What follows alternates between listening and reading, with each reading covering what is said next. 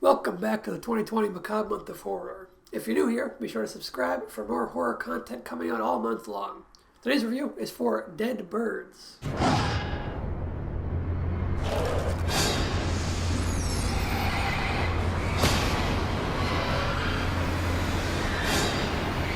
What the hell happened here? Dead Birds is a little, perhaps forgotten, straight-to-video horror film from 2004. It piqued my interest for two reasons. One being the cast, which is stacked with great actors, and the second being the genre hybrid of western and horror. Hearing that had me hoping for another Bone Tomahawk-style hidden gem. But that's not quite what this is. Dead Birds was directed by Alex Turner. No, not Alex Turner of the Arctic Monkeys. I checked. Different Alex Turner. And I didn't know until I saw his name in the opening credits that Dead Birds was written by Simon Barrett, whose collaborations with Adam Wingard I have greatly enjoyed. The opening of the film is promising, in spite of a few technical issues, but it succeeds in setting a good tone right off the bat. After this brief opening, our bandit outlaw protagonists hide out in an abandoned farmstead, and it becomes apparent pretty quickly that this is actually a bottle film, a one-location haunted house movie. There's no inherent problem with bottle films. In fact, I reviewed a great one-location film as part of this year's Macabre Month of Horror. Check out my review for Coherence. But in Dead Birds, it feels unmistakably utilitarian in its one-location usage. It feels very much like we're setting this on one location to save money, specifically. Not because of a particularly inspired premise that calls for a confined setting or anything like that. They reach the house, and the film immediately becomes a haunted house tour, with lots of slow wandering around and cheap jump scares. And the bandits all split up immediately, and they decide to go check the rooms. And they're already super spooked out for some reason the instant they come in the door, and they're practically trembling as they make their way through each room, which doesn't exactly fall in line with how these characters were presented just moments earlier. While this haunted house tour is transpiring, everything is backed by obnoxiously loud soundscapes and spooky music, with loud music stings punctuating every couple of minutes. It's really overbearing, and it remains pretty consistent for the majority of the film. All of this horror ambience might be fine if it was layered subtly in the background, but it's mixed louder than all the dialogue, much louder at times, to the point where it becomes difficult to make out a fair bit of the dialogue. You can't tell what people are saying half the time. Poor audio mixing all around. And while we're talking about audio post, I'll briefly touch on the editing, which isn't awful, but I would say it is a little bit below par.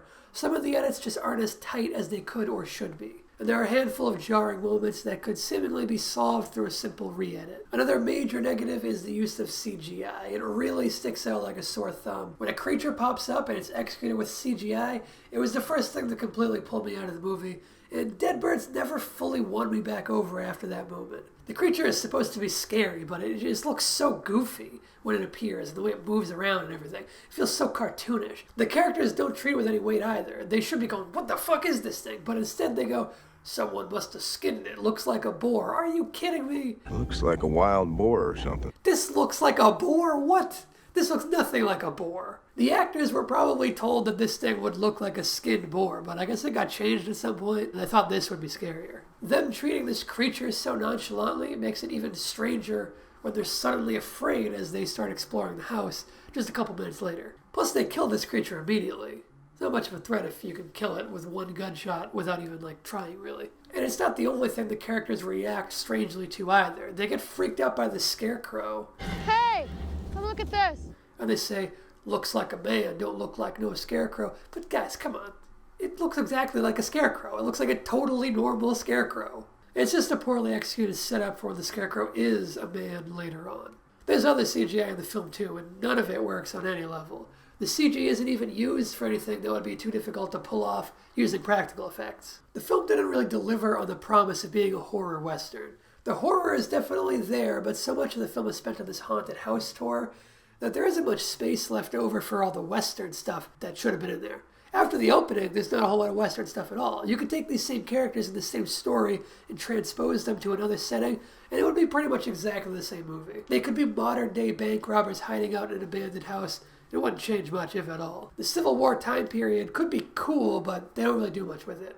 They don't do enough with it anyway. It doesn't feel like there's very much connective tissue between any of the scenes throughout the second act, which is definitely the weakest of the three. It's just scene after scene of spooky house go boo, bad jump scares with loud music stings and slamming noises. The third act is a bit of an improvement, as there is at least more cohesion as the story takes shape. There's a lot more creativity to the scares in the latter third of the film as well, including a couple of genuinely cool moments that I would dig a whole lot more if they were fit within a stronger overall package. It almost feels like they had enough ideas for a solid 20 or 30 minute short film, and then they had to fill a ton of time by just wandering around this house. The cinematography is nothing special. It gets the job done, though. Many of the shots don't seem to have much motivation behind them, just something's happening, so let's point the camera at it.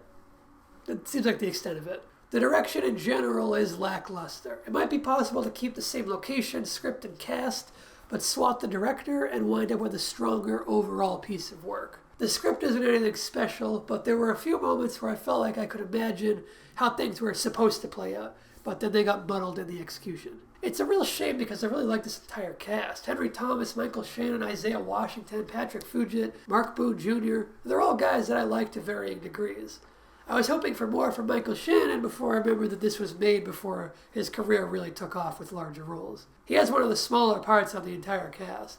He's one of the first to get killed off, and he doesn't have many lines. Isaiah Washington and Patrick Fugit probably have the best material to work with. And they both do good jobs, but even then, their characters are pretty thin, and it seems like maybe their direction was off in a few instances. There's one shot in particular that really stood out, where it really felt like Isaiah Washington was waiting for the director to call cut, and didn't know what to do with himself in the frame.